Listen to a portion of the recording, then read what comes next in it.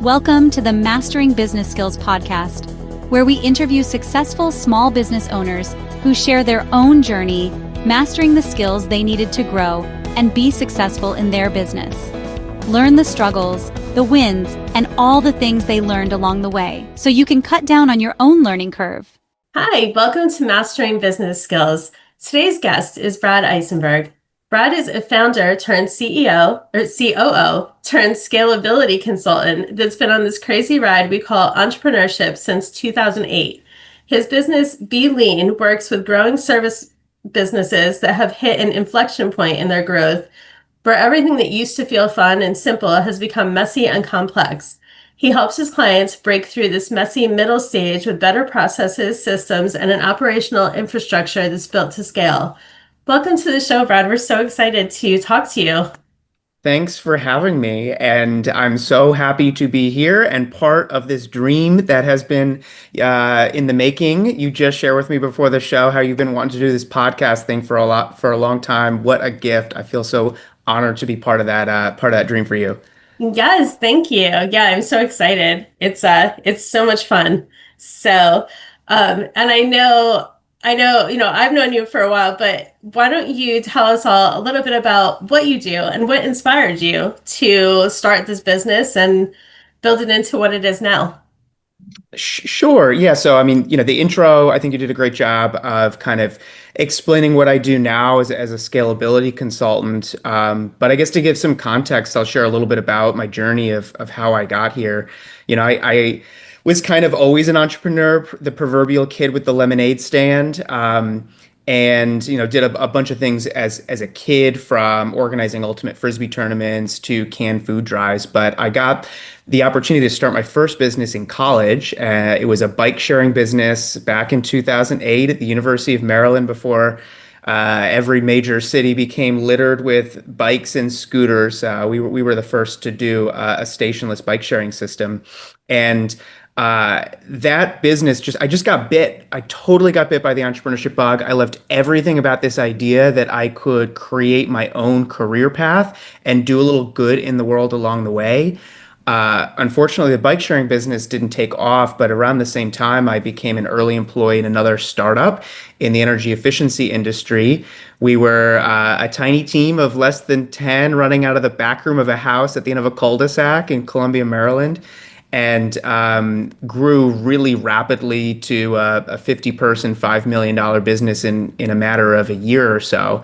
And during that really rapid period of growth, I found myself in the position of putting in place the processes, the systems, the way that we were running the business to manage this growth that we were on, and was honored to eventually be able to lead that company as its chief operating officer. And everything about that journey, from helping to turn this baby startup, this young, energetic, creative startup culture, into a mature and efficient and sophisticated operating organization, was like the best ride I've ever been on. I loved everything about it. So it was really devastating when the company had to close its doors in 2016 after a run of 9 years, when the rebate programs that we were operating our efficiency services through, some of the funding dried up, and it kind of took the rug out from under us. So I was at a point in my career of, hey, do I try to find another COO gig with another company, or could I perhaps go down a consulting route and help other businesses like the one that I came from navigate that growth trajectory, that inflection point, as you said, where everything that used to be fun and simple has become messy and complex. And I said, hey, let's see if I can do that. Let's see if I can help other businesses navigate that point in their growth, help them kind of build out their operational infrastructure, so that they kind of get on that path to sustainable growth. And I gave myself 6 months to see if I could do it. And here I am 8 years later. So something's been working. Yes, exactly. And during that time, did you ever do any like courses or any special trainings, or did you just kind of figure it all out as you were kind of going through it? For the consulting side, or just my whole career? I guess the consulting side, as well as I guess the whole career, because the COO part too, it sounded like you just kind of ended up in that role. Yeah, learned on the job. A lot of my experience has been learning on the job. I feel like sometimes it continues to do so because every client's a little bit different. Um, I will say that some of the actual, trainings and certifications I got or went through, um, and the consulting side of my business really had more to do with sales and marketing, right? So I came with all this operational experience, but benefited from running a larger organization that, I didn't have to get the clients, and other people were doing direct client services.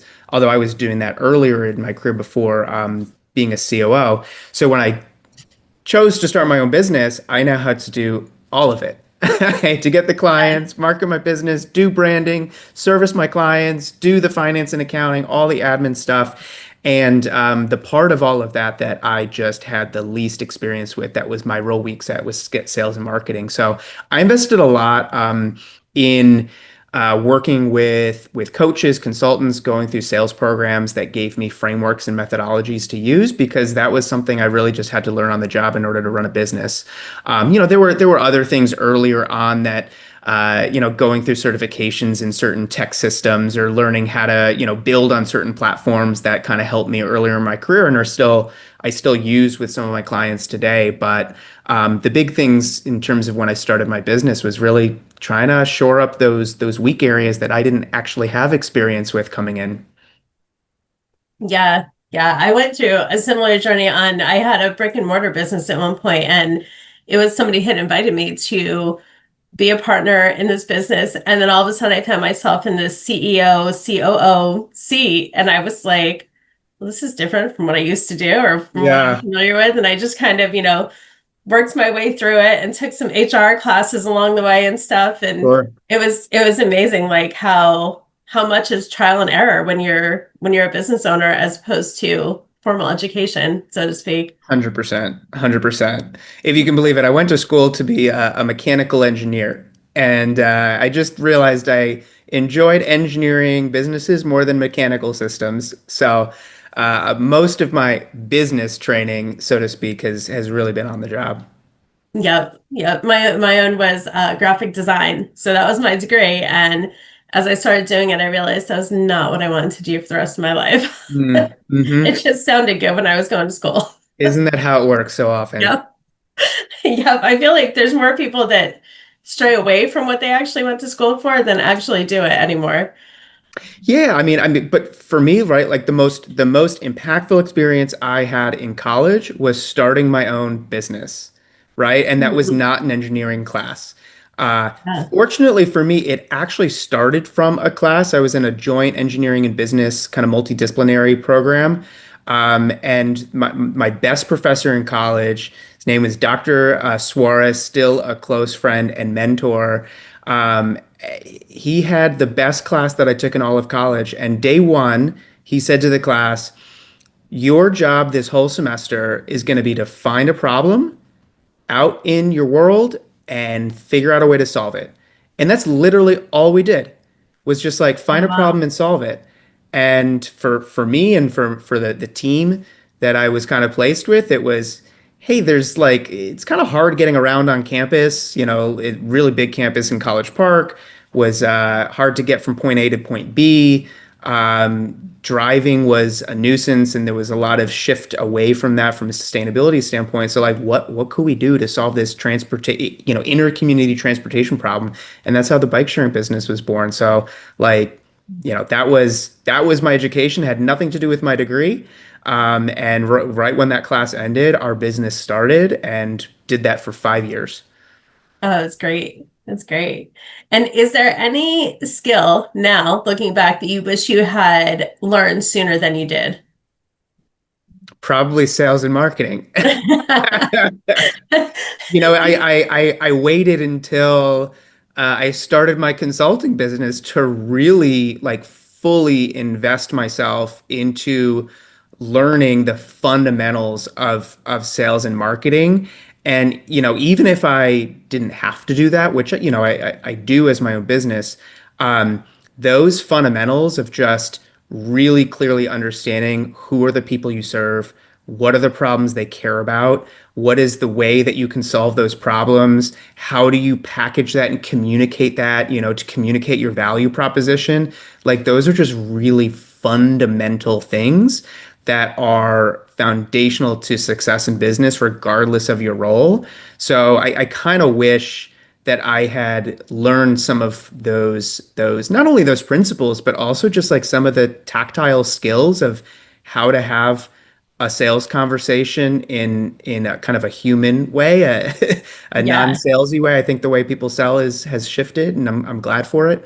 But I think those are some skills I wish that I had gotten earlier. I mean, frankly, some of it was my own resistance. That was not my safe space. That was not my comfort zone. If I didn't have to do it, I didn't want to. But I'm glad to have now had the opportunity to learn those skills.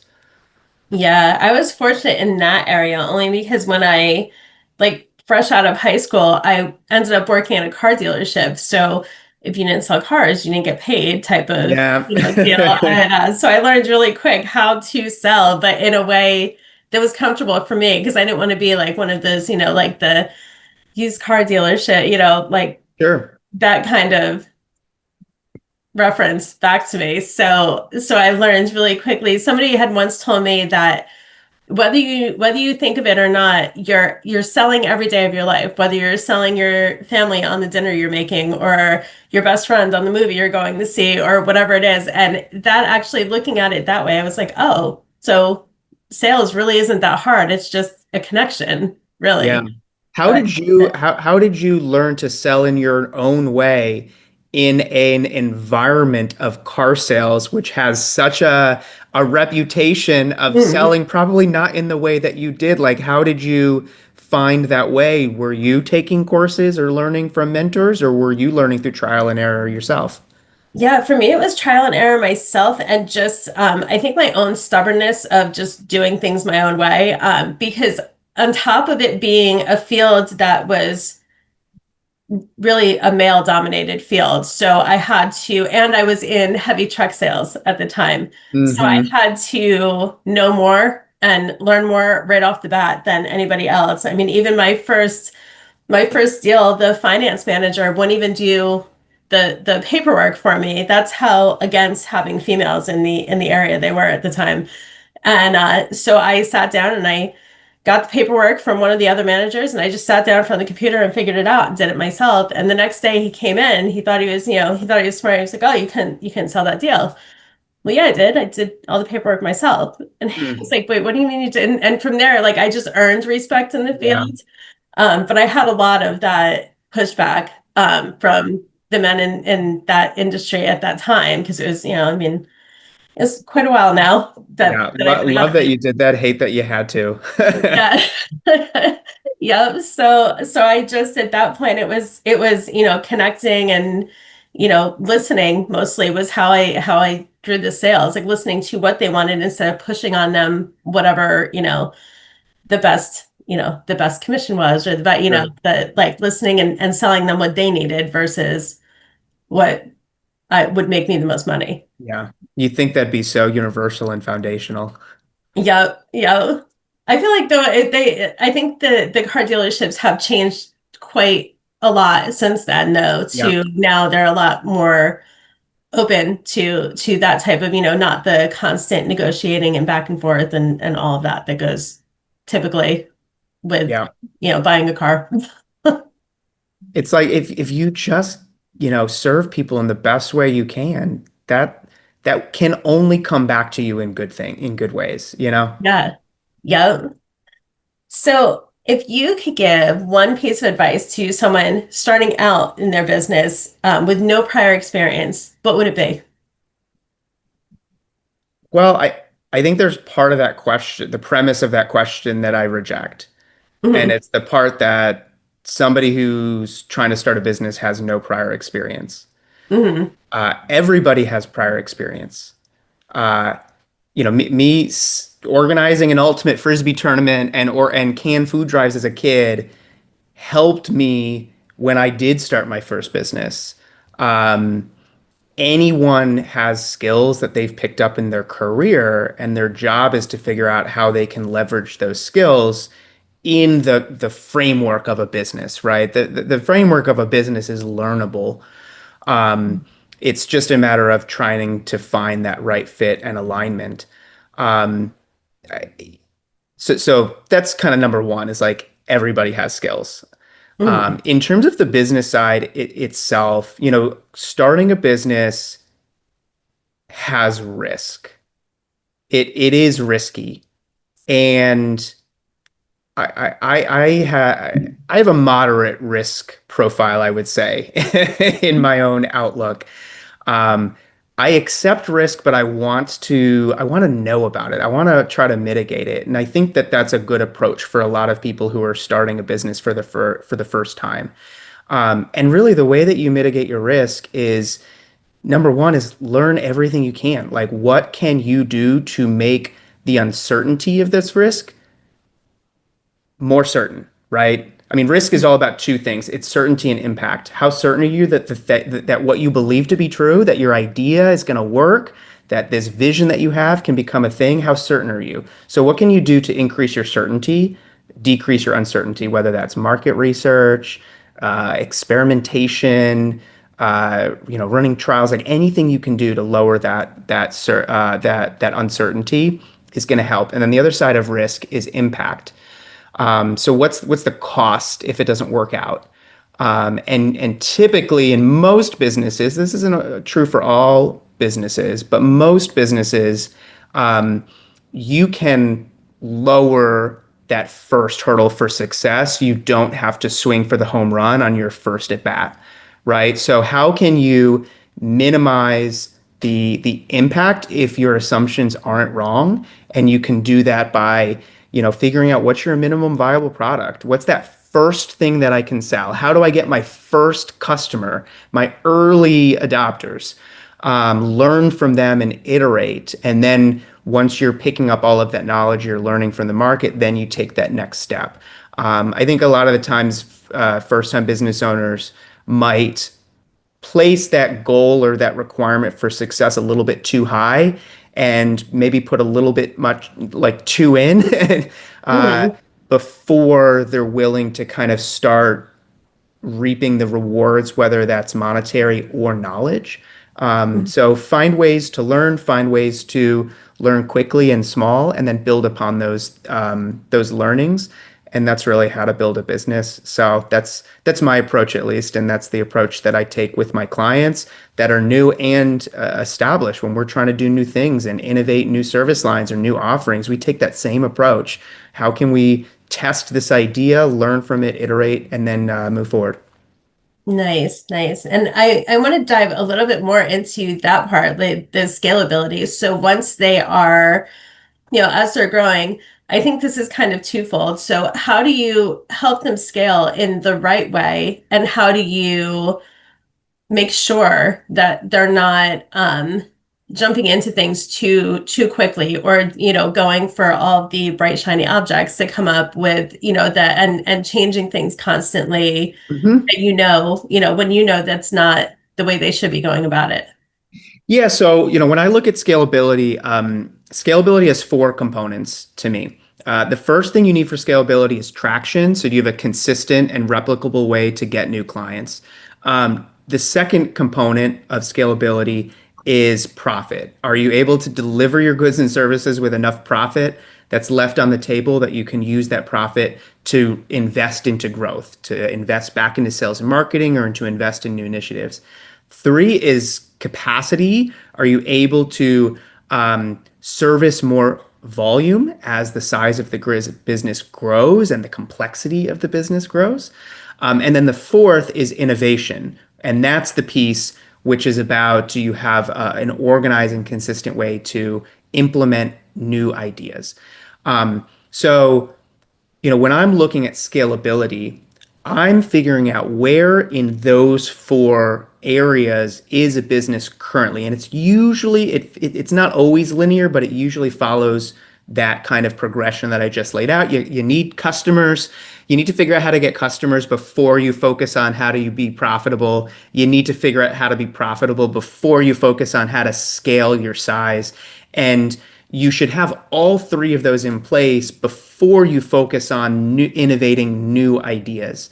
And the innovation piece is really the beginning and the end of the cycle, right? When you're first starting out, your focus first is actually innovation. So, when I'm working with my clients, a lot of times they already have the traction piece put into place, right? Now we just got to figure out the operational components, which tends to be in the arena of optimizing profitability and building their capacity to service more volume and complexity.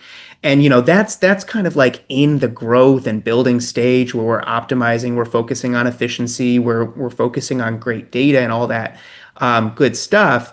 And that's where the meat of the work lies. And what's really great about focusing in that arena is that if you do it right, it gives you the resources to invest in innovation, right? When you have a profitable growth engine, you are going to have the cash and the people and the resources and raw materials to actually utilize that to innovating the business.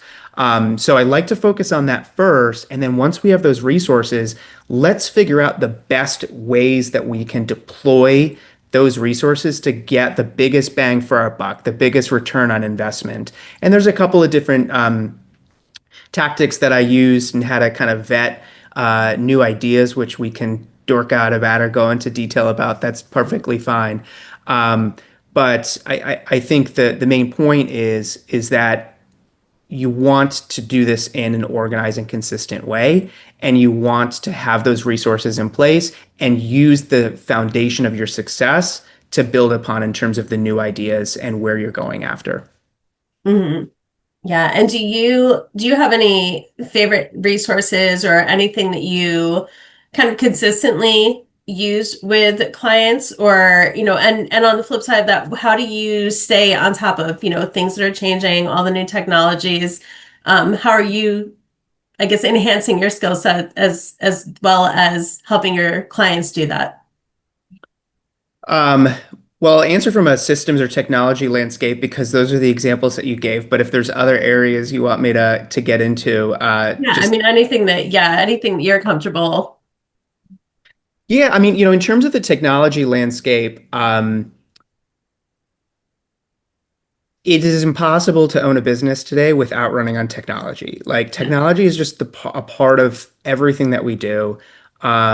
It certainly was kind of my first foray into the operations landscape, and when I started my consulting business, very heavy systems focus. And um, we're talking about work collaboration tools, project management systems, um, as well as like low code, no code platforms. I have a lot of experience on a platform called QuickBase. It's not too dissimilar from systems like Salesforce or Microsoft Dynamics, but a lot of my other clients use lighter tools, whether that's Asana or Monday.com or Airtable or tools like that of just how do we organize work and how do we do it in the most efficient way. And to your point, the tech landscape is constantly changing, and it is just impossible to keep up with all of it. Um, and I've stopped chasing the newest and the latest and the greatest because it's just impossible because the second you're there, the goalposts move. And what I've learned over the course of working with my clients is that my job is not to deliver a perfect solution. It's my job is to deliver the right solution that can solve their problems and deliver value, right? And there is more than one right answer in most circumstances. And what you find is that there's like functional differences between technologies, but a lot of the core principles are the same, right? So if we just have good, solid project management practices, we can apply that on a Monday or an Airtable or a QuickBase, and we'll get good results, right? And the more that I can do to figure out exactly my client's needs, the closer we'll be to the best solution. But there's no such thing as perfect, and I'm not chasing the newest and the latest and the greatest because it's not a good use of my time. That doesn't mean I'm closing my eyes and not aware. So, in terms of systems, there's more than one right answer, and just good tried and true well-tested, well-adopted tools are usually going to be a good outcome. And the more you know your client's needs, the better chances you are of finding the right solution. In terms of like other things I've applied, we were just talking about experimentation and innovation. And while not necessarily like a tool, a lot of kind of the learning that informed that part of my practice came from The Lean Startup, a book by Eric Ries. Part of the inspiration behind the company name Be Lean. But coming from an engineering and math science background, I was really drawn to this premise that the fundamental purpose or exercise of business is to learn how to be a sustainable business, and learning the way to learn is through the scientific method of formulate your hypotheses, run a test, measure your results empirically, learn and iterate. And that process has just really formed a foundation of my practice and some of the approaches that I bring with my clients. It's a great book, highly recommend for entrepreneurs, new and old. Oh, nice. I don't think I've actually read that one yet, so I'll have to add that because I'm a huge reader. So I'll have to add that to my list of things to look at. How about AI? Do you incorporate that at all in any way when you're working with your clients? Yeah, it's funny. I was talking recently with an AI an industrial organizational psychologist who has really been leaning into helping companies adopt AI solutions in particular.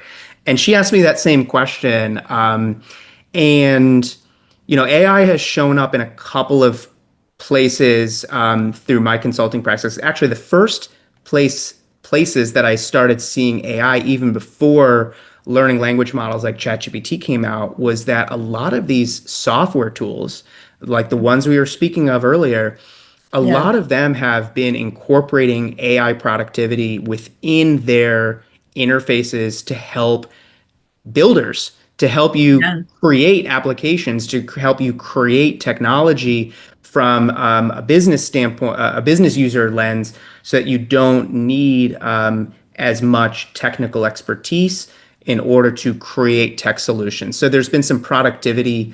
Uh, it's really a productivity play. It helps you build out technology a little bit faster. It has not been a game changer in my practice, I will say, but it's interesting that that's kind of the first places that I saw it was more from a productivity lens.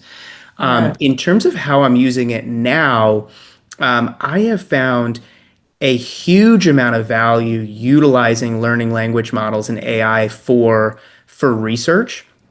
I deal 90% of my clients are services businesses of some stripe, but within that arena, they can look very different. I work with sales and advertising agencies. I work with engineering and construction firms. I work with accounting and finance firms.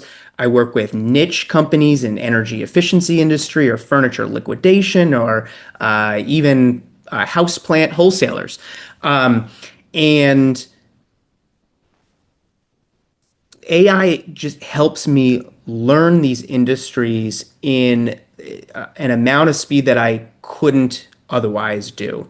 So Mm. understanding the nuances of those industries, being able to incorporate the language and the terminology and the semantics, or even doing software research, right? To instead of using Google to find the best CRM for this type of business, I can actually have a conversation with ChatGPT over the functional requirements and the business needs of my clients, see what other kinds of businesses in their industry are using, what tools they're using, give it functional use cases of can it do this or can it do that. The speed of research is just in a completely another level than it was before. And it helps me be a better consultant to my clients.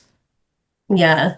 Yeah, definitely. I found that too, that AI, if used the right way and not, not just to have it create something and just take it word for word from there and move it onto your blog or your whatever. It comes in really great. Like I've gotten some great ideas as far as, even searching, what should I title this email? What should I, Hmm. What should I call this blog? Whatever, whatever it is. It comes in really handy with all of that. Yeah, absolutely. Yeah. So tell me what your definition of success is, and if that's changed at all over the years. Uh, that's a hard question, Erin. I don't think I'm unique. I think I'm very human in the regard that my definition of success is just as fluid as my life. Um, I think there was a point in my life, and certainly earlier in my career, where my success in business was intrinsically linked to my identity and my self-worth and how I viewed myself and my own success. Um, I think there's we're all informed by our own set of life experiences. I grew up as a closeted gay kid growing up in the suburbs where everyone around me followed the same career path of, get good grades, go to college, get married, start a family, become a successful professional, probably get promoted into leadership. And that was kind of like the path through life.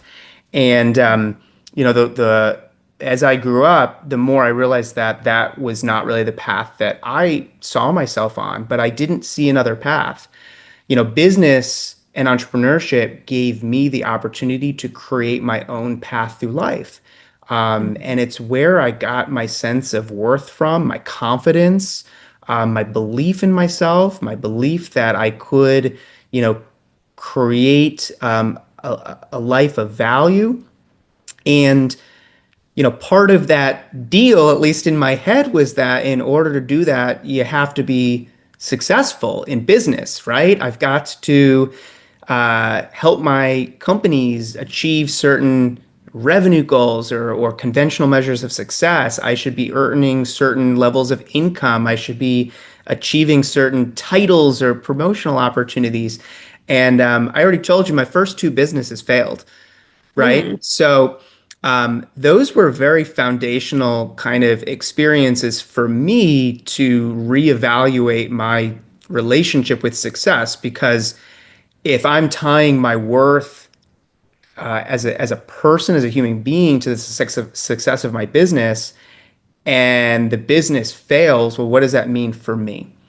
Mhm. And I I was not willing to accept the fact that I don't have worth as an individual, as a human, because of the rebate funding stream for my energy efficiency businesses dried up, right? Right. Uh, so, I've had to do a lot of decoupling of my identity and my worth as a human and Mhm. what success means to me as a person from the success of my business, which can have very objective measurements of success, right? Like it's very empirical of what a business is doing or not doing. Now, your goal, right, of whether you want that business to be small, a small lifestyle business that's able to support you and your family versus a scalable behemoth that has disruptive change to society. Like you get to define the goal, but that goal is very measurable in a business context. Um, so, in terms of my own consulting business and what I want out of that is I want my business to be serving me. I don't want to be serving my business. I Mhm. want to enjoy my life. I want to have a life of balance. I want to have really engaging and challenging and interesting work with clients whose values I align with and who I can help them achieve their entrepreneurship vision, right? Business has meant so much for me personally. A lot of my clients share the similar motivations for why they started their business, and I'd love to help support them in fulfilling that promise that business has in their lives, and that's very fulfilling for me. If I can do that and keep learning and have some interesting projects and clients, like that's a happy life for me. Yeah. Yeah, I love that you outlined all of that as well, because it's, a lot of times society will have us think that it's, success is the big house and the multi-million dollar business and the fancy cars. And for some of us, it might be, what I want to just, I want my small house. I want, and if you look at it, there's a lot of people out there that are millionaires and you would never know it looking at them because they just Yep. keep it, in And their there's a lot of own people in who their act own like definition. there's a lot of people who act like millionaires and aren't. Yeah, exactly. Exactly. And then they just dig that hole deeper and deeper. Yeah. I am not here to judge anybody's definition of success, right? If you Yeah. want the mansion and Yep. the car that you can geek out over the engine that goes vroom vroom, like I am here for that. And if you Yep. don't want that, I'm here for that too.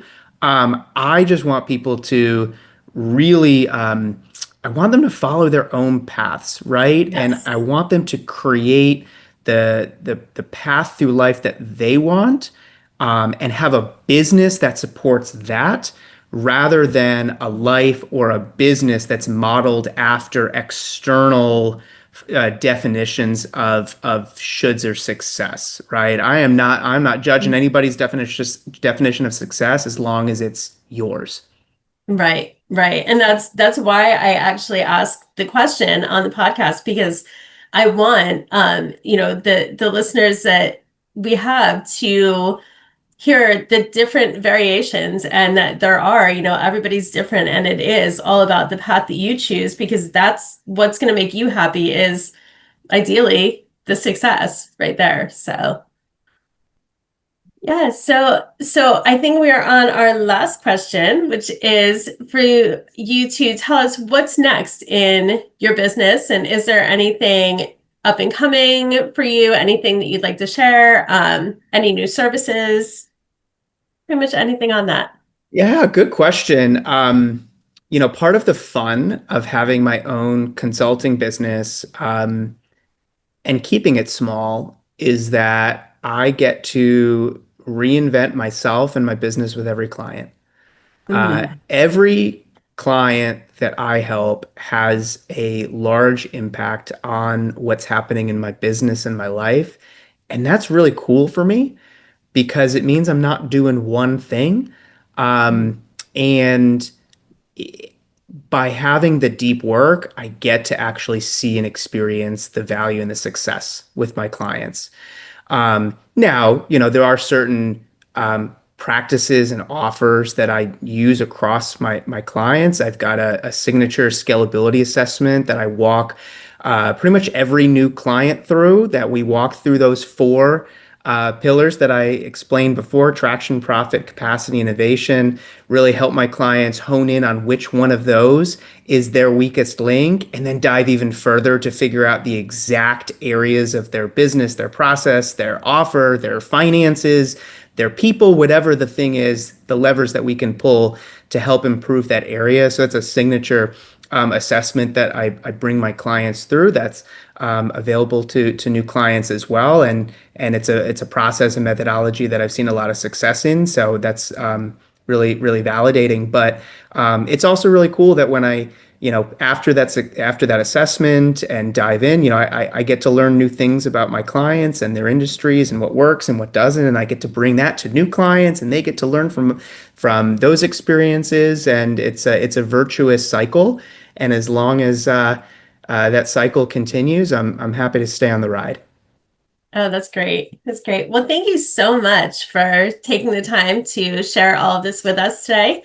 And we are going to put the links to connect with you for your site, your LinkedIn, and any other links in the show notes, so people can reach out to you and hopefully connect and help them scale, as well as you know get used to everything else in their business that you excel at.